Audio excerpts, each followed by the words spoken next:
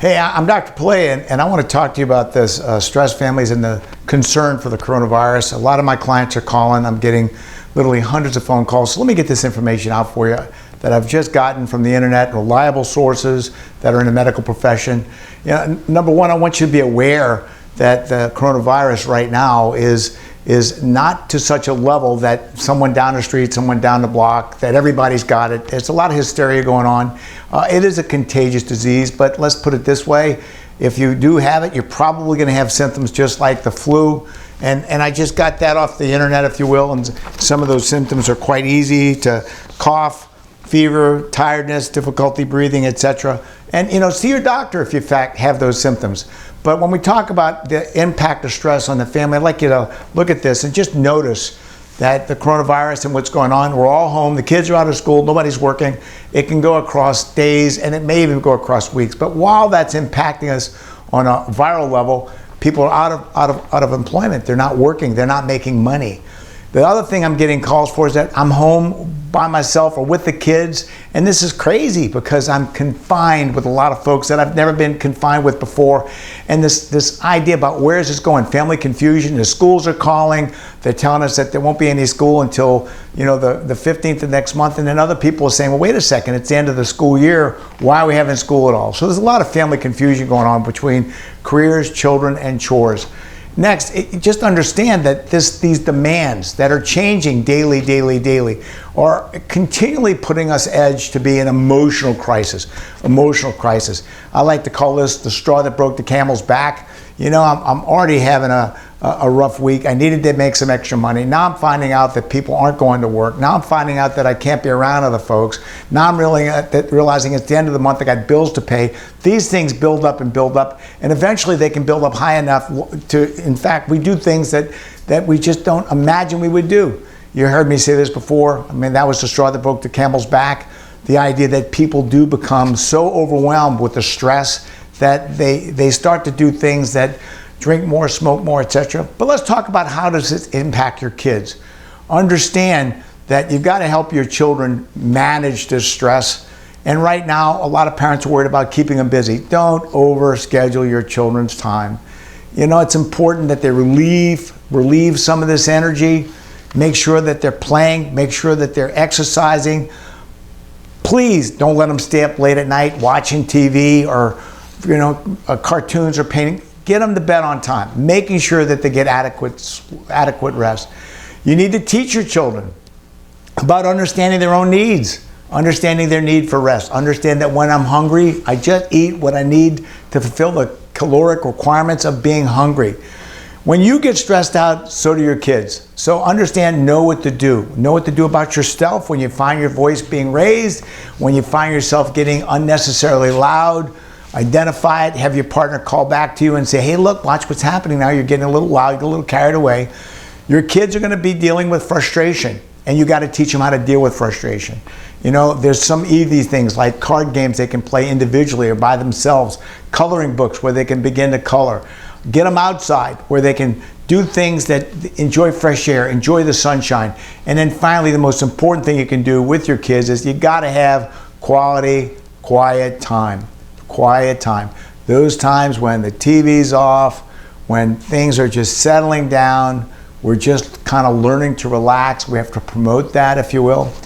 Understand that when we're under a lot of stress, our brain, our body biochemically changes. Biochemically, your brain puts out a lot of energy out there. We find that when people go into crisis, they start getting increasingly angry. But when we look at the body, and physicians take a look at blood samples, they start to notice that, my God, this person's cortisol is elevated.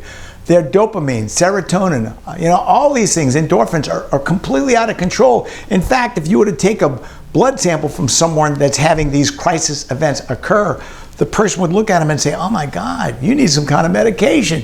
Yes, you're right. You feel crazy because you are crazy, because your body is completely out of control. As you look to what's going on right now, understand the beginning of this coronavirus is just short-term stress. What about today? Today's Monday. Today's the first day they were supposed to be back in school. And guess what? We find out they're not going to be in school for a week, 10 days, 2 weeks. We're not sure. I just got a phone call from one of the school teachers that said, Dr. Pilet, I apologize to tell you this, but we really don't know the extent that this is going to go because we're looking at the summer coming, and it might be better just to let kids out for the rest of the semester. Long term, it's not just a day, it's not just a week, it's not just a month, it may be 2, maybe 3 months. But understand this has negative impacts on you, on the things you would have done. Some of my clients are in night school, some of them are just in scheduled programs where they're increasing their knowledge, their skill levels, and they're finding that they're having to put things on hold, okay? Also understand, although this may be long-term, there are individual things that occur. I had a man call me this morning, and guess what? He had a flat tire. His plate's already full. He's already about to jump out of his skin, and oh my God, I got a flat tire. Worst of all, I didn't have a spare for a flat tire. Oh my God, next I go to run my credit card and it doesn't work. Yes, these things do happen. Good things happen to people. Bad things happen to good people. But please, again, look at this slide about stress and the long-term stress. Look at how we're not sure how long this coronavirus contagion is going to continue. I'm not sure how predictable it is going to affect your income. I really don't know the impact it's going to have on your social isolation. I mean, I just was coming here passing a church, and the church said no services indefinitely. A lot of people depend on those types of community activities to get out, to see people, to talk, to feel like they're not in a closed box. All this is happening right now. Please, if you find yourself getting more emotional, if you find yourself getting depressed, disgusted, or angry, yes, that's one of the signs of stress. The big one, emotional stress. The way you project yourself to the world around you. Secondly, behavioral, and then third, physical. Now, some of the easy emotional signs are anger. Anger. If you will, I'll use the phrase intense emotions. If you find yourself having more intense emotions than usual, your voice is louder, you're more direct, you find yourself being more powerful. But anger turned in, to me, is depression. When I can't get rid of it through the external world, I turn to the internal world, depression. I feel bad about myself. I feel bad about my life. I find myself being negative and, if you will, sarcastic. Often people all tell me of that they mind race. They're driving their car and their head is spinning about something else, and they get to where they're going and they still say, wow, that was a short trip, and it wasn't. Mind racing can be an addiction. I also call it squirrel caging. Increased irritability. Remember I talked to you about temperamental issues where I feel like I'm pushed to the limit. And when we're pushed to the limit and we find unexpected little nuances come on, little annoyances come on, we find ourselves being sharp, and we're critical, and sometimes we're even argumentative. And then finally, your internal frustration. Right now, I would expect a lot of us to be frustrated. Frustration. I don't know what to do. No one's telling me what to do. I go home at night, and I've ended the day with more questions than answers, and I get up tomorrow morning, I'm bewildered, I'm puzzled, I get frustrated. What the heck is going on? Some of the behavioral signs. I'm not a smoker, but my guys that do smoke, my clients do smoke, say, you know what, when they're stressed out, they smoke more. And for whatever it's worth, today I heard on the news that there was a run-on to the alcohol sales places that sell gin and tonic, whiskey, different types of substances that we drink that give us a mind-altering state, if you will.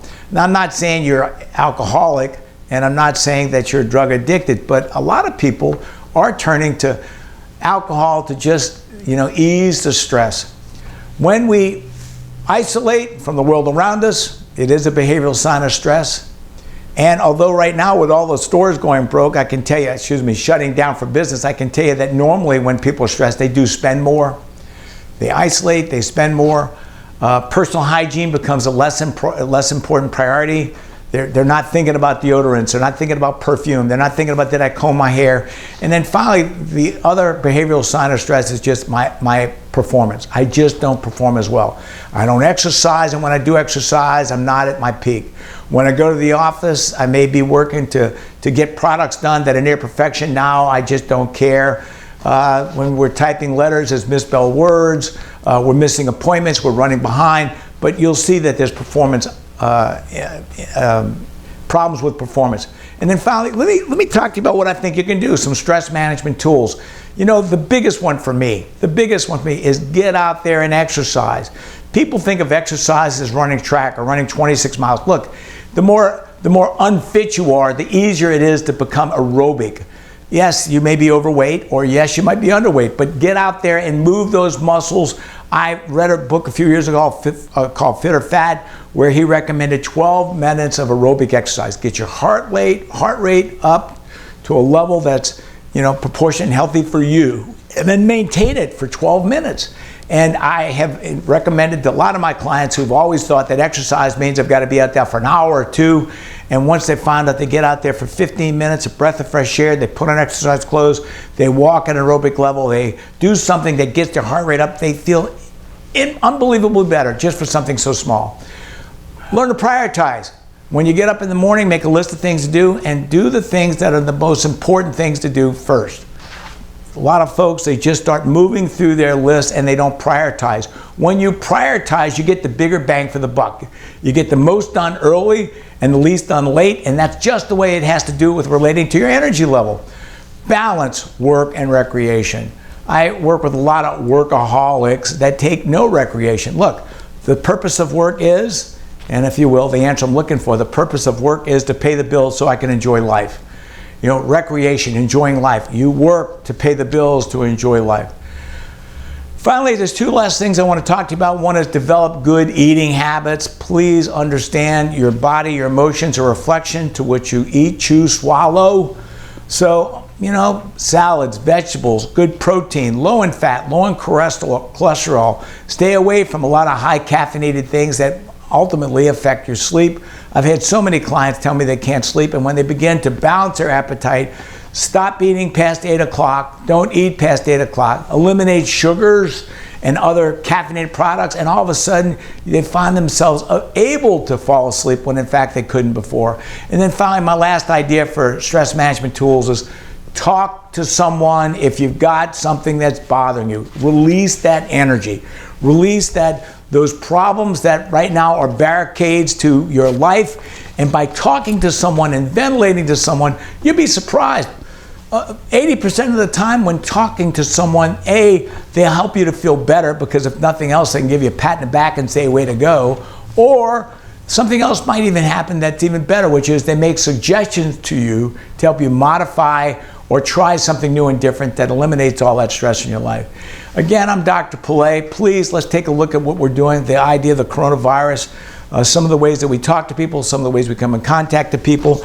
The last piece of paper I've got on it says, wash your hands, stay away from other people, avoid touching your face, avoid close contact with other people. And this was written for those people that have the virus. So these precautions are real easy for anybody to follow. Again, follow some of this information. I look forward to hearing from you. Again, I'm Dr. Pilet.